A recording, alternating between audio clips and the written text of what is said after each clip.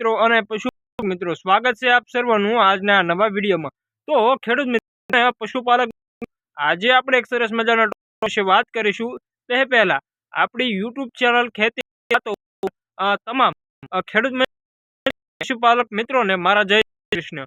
તો વિડીયોના અંત સુધી રહેવા વિનંતી, કારણ કે આજે આપણે જે માહિતી આપવાના છે તે લગભગ જ તમને કોક આપશે। બાકી તો હાલની તકે યુટ્યુબમાં ગમે તે લોકો ચડાવી દેતા હોય, પરંતુ આપણે પ્રયોગ કર્યો છે ત્યારબાદ આ વિડીયો આપણે તમારા સમક્ષ રજૂ કરેલો છે। સૌપ્રથમ અમે જાતે પ્રયોગ કર્યો અને ત્યારબાદ આ વિડીયો તમારા સમક્ષ રજૂ કરેલો છે। તો આપણે સૌપ્રથમ તો ટોપિક વિશે વાત કરી તો પશુઓને ગરમીમાં લાવવા માટેની ટિપ્સ એન્ડ ટ્રિક્સ, એટલે પશુને ગરમીમાં લાવવા માટેનો દેશી એવો ઉપાય વિશે વાત કરવી। તો સૌપ્રથમ તમારે અમારી યુટ્યુબ ચેનલ ખેતીની વાતોને સબસ્ક્રાઈબ કરી લેવી, કારણ કે અવારનવાર તમને ઘણા બધા પશુપાલન અને ખેતીને લગતા વિડીયો જોવા મળશે, જે તમને થોડો ઘણો એવો માહિતીપૂર્વક પણ લાગે છે। તો તમારે વિડીયોને લાઈક કરવાની રહેશે અને બને એટલો તમારા ખેડૂત મિત્રો સુધી અને તમારા પરિવારજનો સુધી પહોંચાડી દેવો। અને હવે આપણે ટોપિક ઉપર આવી જવી। તો પશુઓને હીટ માથે લાવવા માટે સૌપ્રથમ તમારે પશુઓના શરીરમાં રહેલા કરમિયાનો નાશ કરી નાખે એવી દવા આપવાની છે, અથવા તો એવા ટેબ્લેટ આવે તે આપી દેવાની છે। અને બીજી વાત કરવી તો તમારે આ પશુને મિનરલ મિક્સર પાવડર પણ આપવો જરૂરી છે। ત્યારબાદ તમારે હવે હું કહું તે દેશી ઉપાય કરવાનો રહેશે, નકર આ ઉપાય તમારે સફળ નહીં જાય। હવે તમારે શું કરવાનું રહેશે મિત્રો? તો સૌપ્રથમ તમારે 200 ગ્રામ જેટલો ગોળ લઈ લેવાનો, ત્યારબાદ 50 ગ્રામ તમારે અજમો લઈ લેવાનો, 2 થી 3 નંગ જેટલી ખજૂર લઈ લેવાની। અને હવે તમારે શું કરવાનું ખેડૂત મિત્રો? તો જે તમે ખજૂર લીધી હતી એના નનકા નનકા નનકા નનકા બારીક એવા ટુકડા કરી નાખવાના।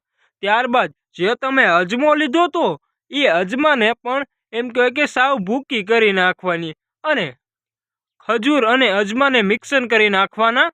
ત્યારબાદ તમારે જે ગોળ લીધેલો છે તેનો પણ બારીક એમ કહેવાય કે નનકો નનકો હાવ ભૂકા ઘોડે કરી નાખવાનો, નાના નાના ટુકડા કરી નાખવાના। ત્યારબાદ તમારે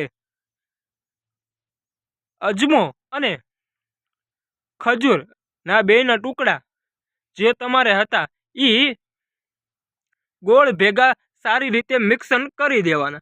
ત્યારબાદ તમારે શું કરવાનું કે આ ગોળ, અજમો અને ખજૂરના જે ટુકડા હતા એ બધાના નાના નાના એવા લાડવા બનાવી નાખવાના। અને એક દિવસ તમારે આ માત્ર એક જ દિવસનો પશુઓનો ખોરાક છે। જો તમારે ફરીથી એને આપવું હોય તો બીજા દિવસે તમારે આટલી જ આઈટમ ફરીથી ઉમેરવાની રહેશે। જો ખેડૂત ભાઈઓ તમારે આટલી આઈટમો ભૂલી ન જતા કે કેટલા ગ્રામ આપવાની, જો ગોળ 200 ગ્રામ અને અજમો 50 ગ્રામ અને ખજૂર 3 નંગ જેટલી, તો આજનો આ વિડીયો મહત્તમ પશુપાલક સુધી પહોંચાડી દીજો, જેનાથી પશુપાલક ભાઈઓને પણ લાભ થઈ શકે।